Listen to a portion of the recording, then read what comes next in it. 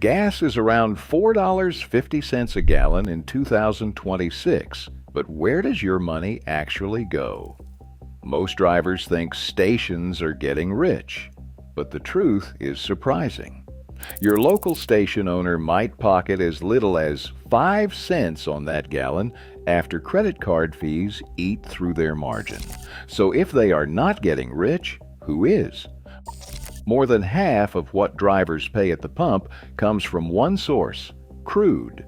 The price of crude is set on the world market, and it forms the single largest slice of every gallon sold in the United States.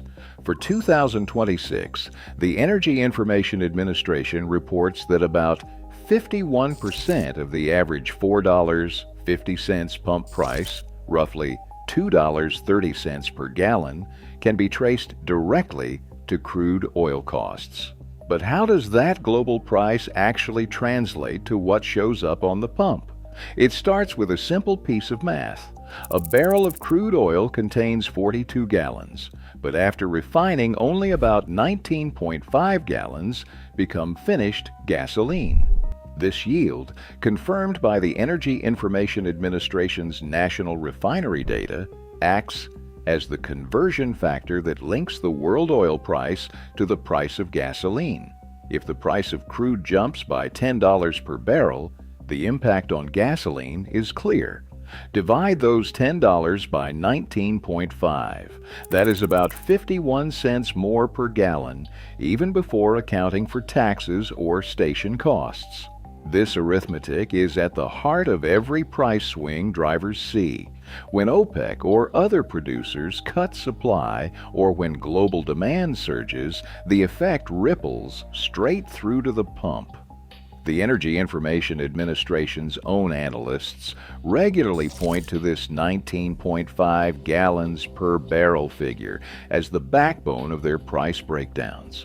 It is a reminder that no matter where you fill up, most of your money is going to pay for crude oil long before it covers refining, transport, or anything else. The rest of the cost buildup, from refineries to taxes to the station's own slim margin, follows only after this crude slice is set. After crude oil, the next largest pieces of the pump price come from refining and distribution. Turning unrefined oil into usable gasoline is both an industrial challenge and a business calculation. U.S. refineries run more than 17 million barrels of crude per day, operating around the clock to produce gasoline, diesel, and jet fuel. Each plant faces a constant balancing act, managing energy costs, maintenance schedules, and shifting environmental rules, all while chasing slim margins. In 2026, about 20% of the average pump price, roughly 12 cents to 18 cents per gallon, goes to the refining process. This slice covers everything from the cost of chemicals and energy to the profits that keep refineries in business. A refinery engineer might describe it as a game of inches. A sudden spike in electricity prices or an unplanned outage can wipe out weeks of profit. Regional differences are stark. On the Gulf Coast, where plants run efficiently and use lighter oil, refining costs can be as low as 13 cents per gallon. On the West Coast, strict air quality rules and heavier crude push the cost closer to 25 cents. Once gasoline leaves the refinery, it enters a vast logistics network. Pipelines, barges, rail cars, and tanker trucks move fuel from the Gulf Coast to the Midwest, from coastal ports to inland terminals. These transportation and distribution costs make up about 11% of the final price, adding a few more cents to each gallon.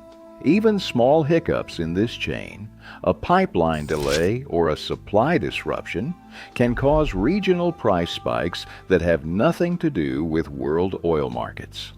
These layers of cost and volatility, stacked on top of the crude oil price, Explain why the journey from wellhead to pump is anything but simple.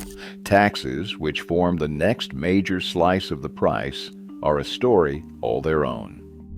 Every gallon of gasoline sold in the United States carries a built-in charge before the station owner ever sees a cent.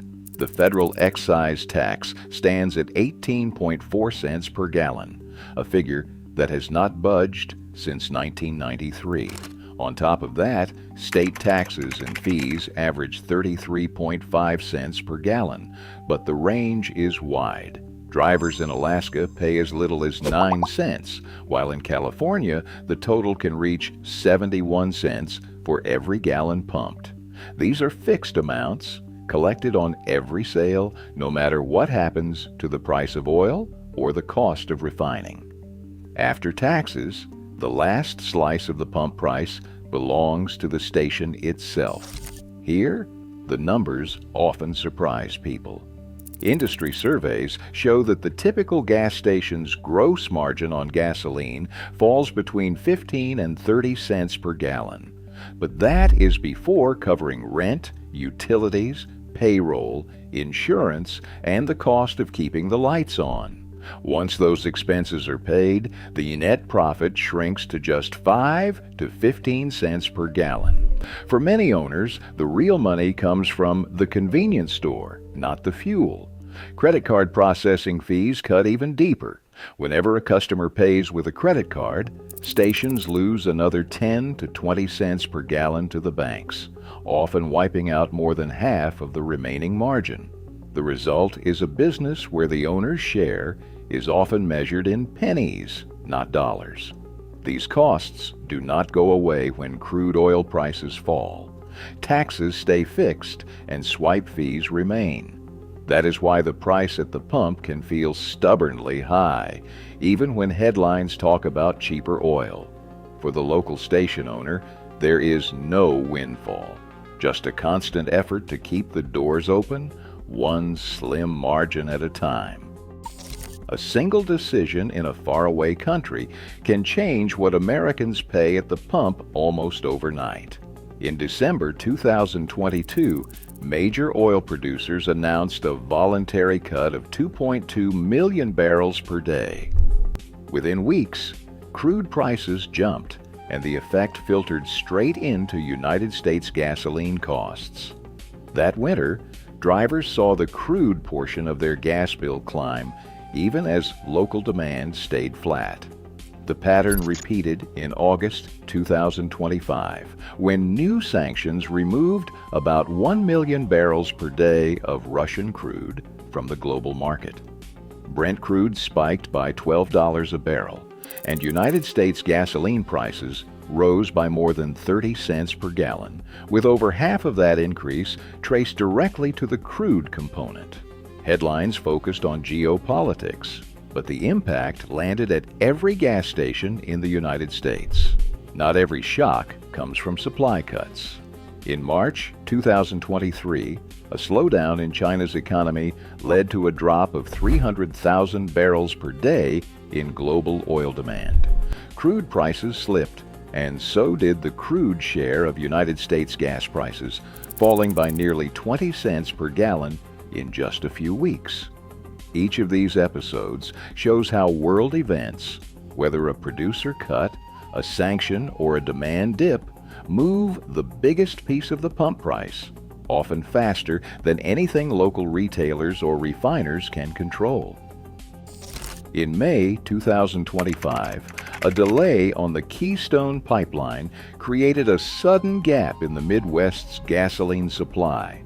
With 300,000 barrels per day unable to flow as planned, fuel distributors scrambled to reroute shipments and tap emergency stocks. The impact was immediate. Drivers across the region saw prices at the pump rise by 12 cents per gallon in less than a week, even as global crude prices remained steady. This was not a story of international turmoil or a spike in oil costs. It was a local bottleneck, pure and simple. Pipelines like Keystone act as the arteries of America's fuel system. When one is slowed or shut, the effect ripples out through terminals, tanker trucks, and finally to the corner gas station.